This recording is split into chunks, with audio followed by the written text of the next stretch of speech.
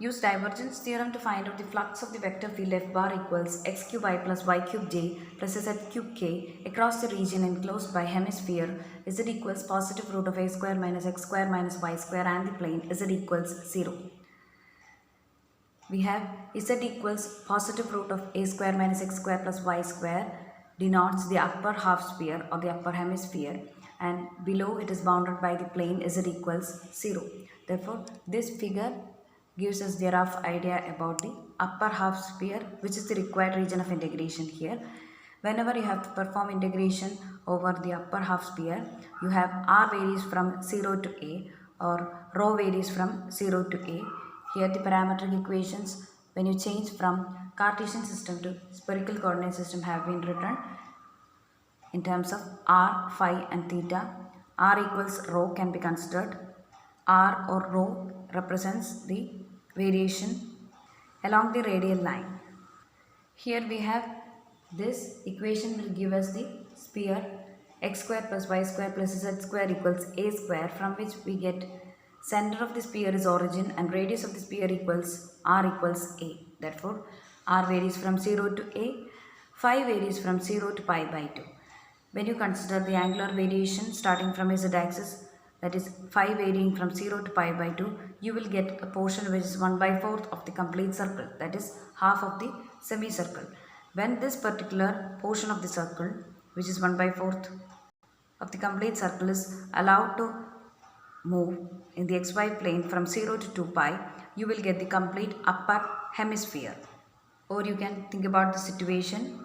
In order to get upper hemisphere, first of all, phi varies from 0 to pi by 2. That is, from z axis, you have a semicircle whose half portion is traced when phi reaches till pi by 2.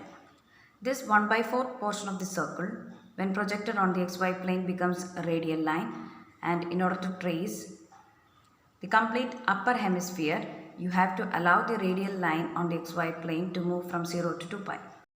Here we are asked to evaluate the flux. We have flux integral is given by double integral over sigma f bar dot n into ds, which equals triple integral over g divergence of f bar dot dv as per divergence theorem.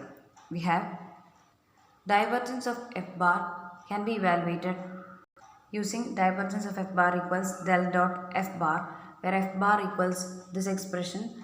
Thus, we have divergence of f bar equals 3 times x square plus y square plus z square.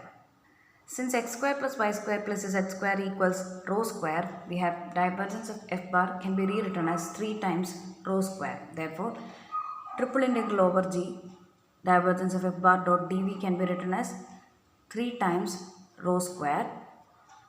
When you change from Cartesian system xyz to spherical polar coordinate system, you have the Jacobian associated will be Jacobian j equals rho square sine phi. Therefore, we have Jacobian j equals rho square sine phi written here, and the derivative elements involved will be d rho, d phi, d theta. If you had selected parametric equations as x equals r sine phi cos theta, y equals r sine phi sine theta, and z equals r cos phi, then you would have obtained Jacobian equals r square sine phi. Also, derivative element here will be dr. R or phi can be used interchangeably. In order to get the upper hemisphere, we have noted that rho must vary from 0 to a, or r must vary from 0 to a, phi must vary from 0 to pi by 2, and theta must vary from 0 to 2 pi. After usual integration, we obtain the flux integral takes the value 6 by 5 times pi a raised to 5. Notice that whenever the upper and lower limits are constant values, any order of integration can be followed. Answer remains unchanged irrespective of order of integration when the limits are constant values.